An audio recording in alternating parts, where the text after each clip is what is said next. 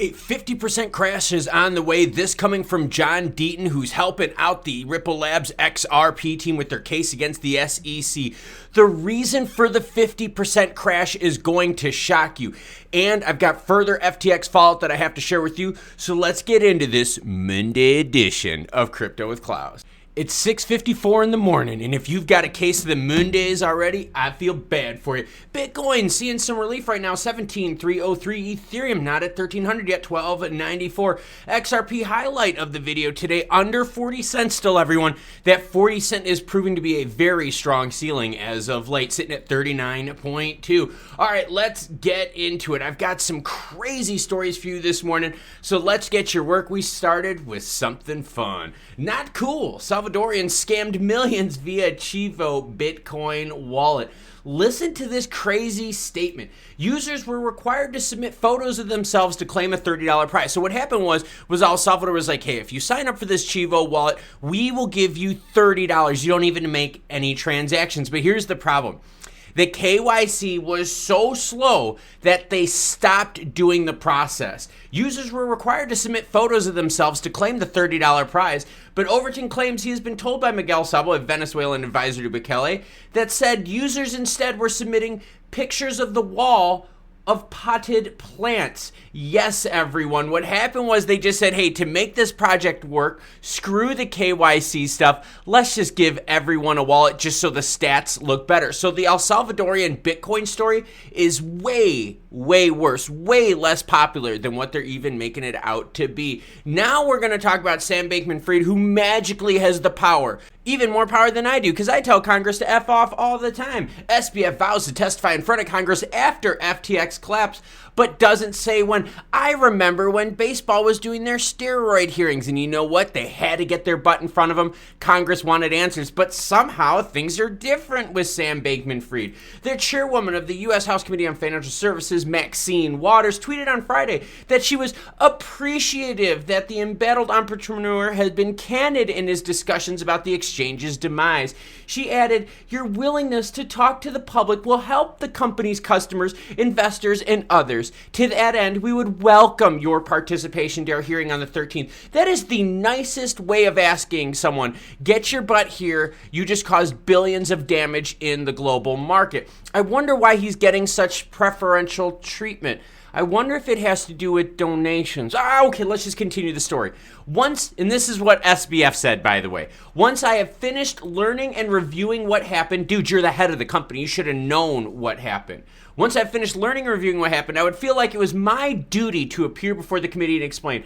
I'm not sure that will happen by the 13th, but when it does, I will testify. Sam Bankman-Fried now even saying this will be done on his terms without Congress telling him what to do and when to do it. Now, will Maxine Waters come out here in the next few days with a little bit more teeth, a little bit more public pressure on her, saying, hey, get Sam Bankman-Fried here? He's already been out talking to media sources, and yet he's not going in front of Congress yet? That's the messed up situation we live in here in the United States. And the FTX fallout is going to continue, and I have several stories for you that are going to prove that, along with an XRP lawyer saying that the market is going to crash by another 50%.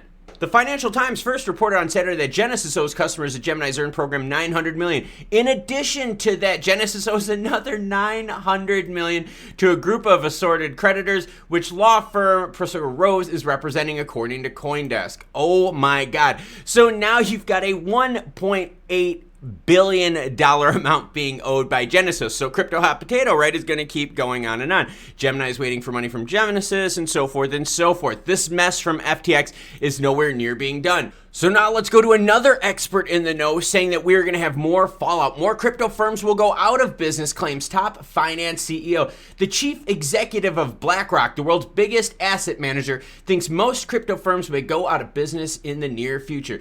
Fink says this, actually most of the companies are not going to be around, and at least according to Fink, many smaller players in the crypto world just won't survive. They won't have the cash to survive it, and they're also going to be flushed out as scams and schemes not worth investing, because the deeper we get into this, the more people we have that are becoming level 2, level 3 educated on the crypto space, they're not going to make the same mistakes that they did in the past. All right, what else do we got? Aussie Crypto Exchange dismisses almost half of its staff. The FTX fallout fallout now spreading to Australia, where we have about 10% of our viewers in this channel.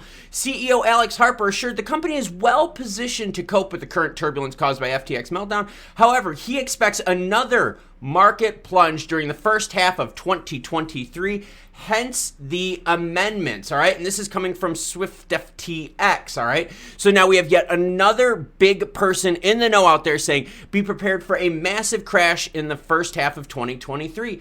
Hold on, here's another thing from the same CEO. As we've just announced to the team, SwiftFTX has no direct exposure to FTX, but we are not immune to the fallout it has caused in the crypto market. As a result, we have to prepare in advance for a worst case scenario or further significant drops in global trade volumes during half one next year and the potential of more black swan events. This is coming from a CEO that has better stats, right? More live data than we do, showing us that volumes of trading are down. The amount of money flowing in is way down. So these people out there, right? We're talking our BlackRocks, we're talking all our big hitters out there are telling us more pain coming in the first half of 2023. Now remember, I'm the same guy that's been saying for the last couple months we have more pain to come. And I've been taking a beating in the comments from everyone saying, oh, you're just spreading FUD, you're being negative. Are you going to say that to John Deaton, who's representing over 70,000 XRP holders? Because he's about to tell us the same thing that I've been saying now for the last several months. And it's going to get even deeper, everyone. XRP lawyer hints this could cause another 50% crypto crash. We're talking about John Deaton, everyone, the man who's representing over 70,000 people fighting the SEC, right, for what they're doing to XRP and the damages that the SEC has done to XRP holders. So yet we have another person in the know. And Deaton's view of being in the know has to do with the court case. He is very well informed on what's happening in the court case, and there's a lot of details he can't share. Well, here's a scary one that he's hinting at. XRP lawyer mentioned that 6 months ago, he made a prediction that the SEC chair would target and sue a major exchange for dealing in unregistered securities. Meanwhile, this came out to be true as the commission sued Coinbase, crypto exchange, for selling securities. However, Deaton believed that this could happen again and that this will directly cause another 50% crypto crash. This will allow the incumbents to gather even a larger share of the market. So Deaton out there is saying, guess what? The SEC now will probably go after another major exchange. And when that happens, it's going to pull the market down. Now, think about the other stories that we've talked about here. SwiftFTX CEO said the same thing. Guess what? We're going to have another black swan type of event in half one of 2023. What else do we have? We've got Fink, right? Fink is the BlackRock CEO and says this: most crypto people will not survive. The first half of 2023 is going to be a mess. So you're seeing people out there, the bigs out there, telling us that we're going to have another major event happen in the first half of 2023. So we got exchange CEOs, fund CEOs, big hedgies out there, lawyers close to the XRP SEC case out there,